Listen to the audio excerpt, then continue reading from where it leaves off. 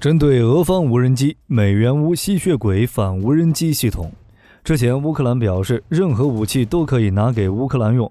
实验装备也行。这不，再过几个月，一种新的测试武器就要来了。11月初的时候，美国表示计划在2023年7月之前向乌克兰交付吸血鬼反无人机系统。这是个新武器，美国也没用过，估计要在乌克兰战场测试一下，看看在面对俄罗斯无人机的时候能起到什么作用。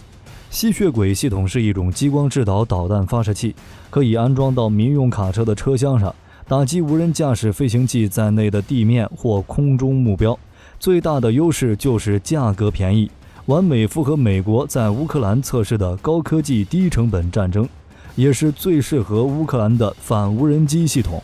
那么吸血鬼系统这种测试型的武器在乌俄战场能起到什么作用？又为什么说它是最适合乌克兰的？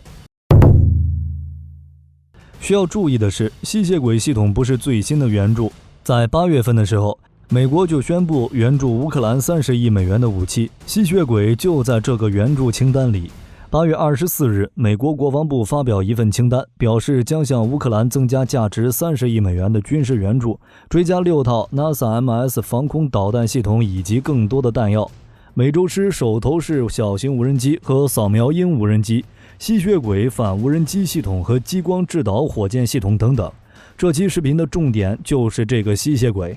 该系统是由著名军工企业 L3 Harris 开发的，因为美国还没有装备，所以没啥知名度。这种武器是一种可以装在多种车辆载具上、非常模块化的半主动激光制导精确火箭弹，用于拦截慢速低空飞行的敌方无人机。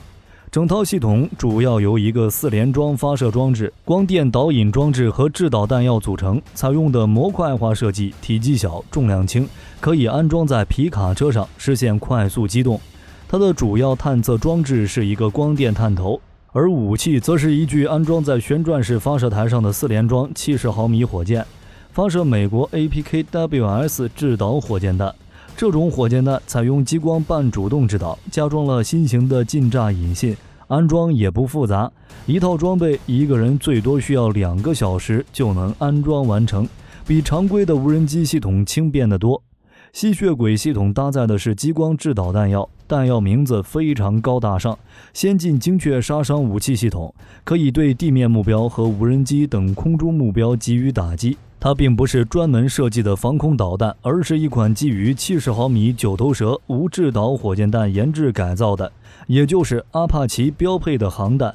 唯一的区别就是加装了半主动激光导引头改装套件，在对地攻击时，它可以攻击10余公里内的非装甲和轻装甲目标，也能够在光电系统的指引下打击数公里范围内的敌方无人机、武装直升机等空中目标。这种半路出家的精确制导火箭弹最大的优点就是便宜，而且精度高，附加损伤小。火箭发动机、弹头和激光制导套件，这一套下来也就不到3万美元，只相当于同样是半主动激光制导的海尔法的1/3，还没有有线指令制导的第2代反坦克导弹陶氏贵。精确可以到 0.5 米，很适合用于打击低空慢速飞行的武器。最初它的定位也只是用于打击地面目标，只是后来随着巡航导弹、无人机等装备横行，美军才开始对其进行升级，就在发动机和战斗部之间额外增加了一个制导舱段，其性能肯定没办法和美国提供给乌克兰的 AIM-120 导弹相提并论，毕竟二者在价格上就差着10万8千里，一个不到3万美元，另一个100万美元。但如果让火力军选的话，肯定是选吸血鬼系统，毕竟杀机用不到牛刀，如果只拦截见证者136这种无人机的话，还是吸血鬼系统更划算。这样的做法成功了就当是赚了，没成功也谈不上太亏，质量不够就靠数量凑，而且现在的俄军空袭的主力就是无人机，远程精确导弹这种比较贵的，俄罗斯是真的玩不起了。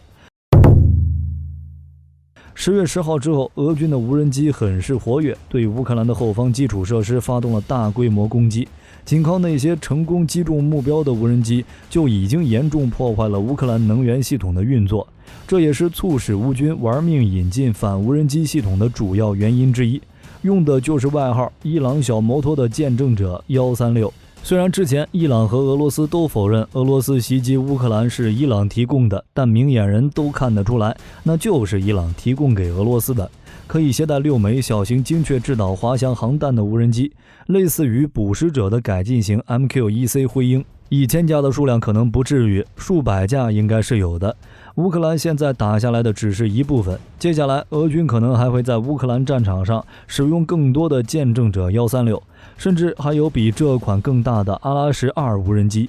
在俄军空袭中，这些自杀式无人机基本上都是多架一起出现，饱和式打击，干扰乌克兰的防空系统。反正这些无人机也不值钱，随便浪，这就给拦截带来更大的难度。在这方面，吸血鬼系统就稍微有些力不从心。与其他防空导弹、反无人机系统相比，效能并不高，还存在射程近、防护面积小等缺点。该系统在发射后还需要一直对着目标，无法做到发射后不管，不具备多目标攻击能力。拦截较大规模的无人机袭击时比较吃力。拦截弹自身的机动能力不高，如果目标进行大过载机动，很可能拦截失败。在面对大规模的无人机袭击时，很难发挥其拦截能力。除了这个，吸血鬼系统还有一个缺点。APKWS 火箭毕竟只是在空地火箭基础上简单修改来的武器，它的防空效能基本也就只能对付无人机了。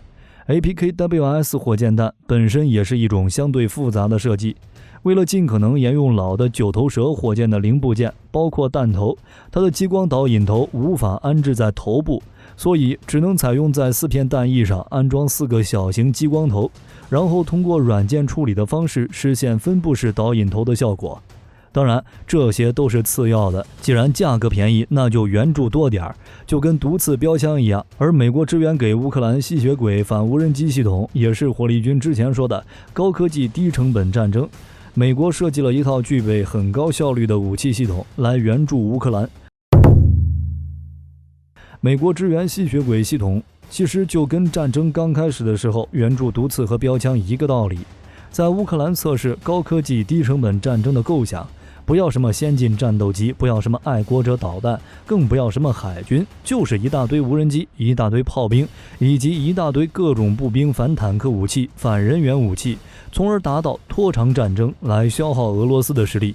这款吸血鬼系统美军自己都没怎么使用，运到乌俄战场也是有测试武器的想法。美国向乌克兰提供吸血鬼系统，实际上就是因为传统的非精确制导的炮兵和防空武器已经不够用了。这些系统一方面过于庞大笨重，在数量较少的前提下发挥不了多大作用，而且容易被发现和针对性打击。另一方面，昂贵复杂到连美国自己大量消耗都嫌贵，而且也难以跟上高强度战场实际作战的消耗量。但类似吸血鬼这样的系统却是游击战的良好消耗品。美国搜遍了自己的武器库，才找到这么一个组合来提供给乌克兰。当然，APKWS 火箭也可以装在乌克兰的各种飞机上进行发射。类似的武器系统已经在中东、西亚地区的实战中广泛使用，证明了其可靠性。成本方面，美军采购价2万余美元一发。这种火箭弹的生产能力方面，每年可交付超过2万枚，这已经远超过了美国其他精确制导武器的生产速度，可以满足一定的战场消耗了。美国空军也对于这种简单的武器感兴趣，计划将它作为反巡航导弹的廉价空弹药使用。此前已经进行过使用 APKWS 火箭击落靶机的试验。除了成本低，吸血鬼反无人机系统最大的优点就是高度集成化，这也是为什么火力军会说它是最适合乌克兰的武器。随着冲突持续，俄乌双方的武器库存因使用或被破坏而逐渐减少，双方开始越来越多地转向无人机供应。俄罗斯已经开始使用伊朗无人机，以填补俄在无人机作战方面的供应缺口。而美国最新承诺的对乌军援有一半和无人机或反无人机相关。吸血鬼系统的特点还有高度集成化，体积很小，它可以安装固定在征地上，用来守卫重点目标，也可以安装在机动车辆的底盘上，实现机动化部署。而且由于这套系统的体积过于紧凑，甚至皮卡与越野车也能够成为它的平台。这样一来，乌克兰的载具就算被大量损毁，也能够使用吸血鬼反无人机系统。由于操作使用限制更少，吸血鬼反无人机系统比其他形式的军事援助能产生更直接影响。除了该武器系统的地对空作用外，充当地对地角色也不是不行。它的优势还在于它可以安装在任何带有平台的车辆上，甚至包括民用皮卡车，可为部队提供快速火力，压制敌方阵地或击中运兵车。而如果在战斗中拥有大量的这种武器，就可以创造一种火力效果，有效压制小型敌方单位。L3 Harris 的演示原型就是装在一辆普通的民用皮卡上，乌军也可以安装在防护、通过性能更好的 M113 装甲运兵车或 MRZR 越野车上。不过，吸血鬼反无人机系统虽然好，现在却到不了乌克兰。由于军备库存告急，美国最新承诺的一揽子武器援助并不会从五角大楼现有的库存中提取。美国国防部的声明显示，包括吸血鬼武器在内的最新军援是一项多年的投资，这些承诺的武器可能需要超过1年时间才能送抵乌克兰。大部分援助装备是为了满足乌克兰1年或几年后的军事安全需求，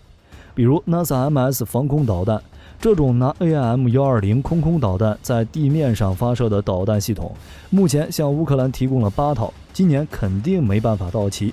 从这个情况来看，美国对乌俄战争的推测估计要打上个好几年，援助都排到明年了。俄罗斯这次是彻底陷到泥潭里了，普京现在是一直想和谈，毕竟伪公投4地在俄罗斯那边已经拿下了，趁早撤，俄罗斯还能止损。但很明显，泽总肯定不同意，已经很明确地表示不和普京谈判。普京一直袭击乌克兰本土，就是在对乌克兰施压，但是没啥用。美国支援个吸血鬼，德国支援个 IRIS， 北约一家出点防空系统就够乌克兰用了。想谈判，先把伪公投4地还回来再提。好了，今天的视频到这儿就结束了。各位认为美国支援的吸血鬼反无人机系统还有什么用？欢迎在视频下方留言。如果视频内容有不对的地方，也可以在下方指正。我是火力军，下期见。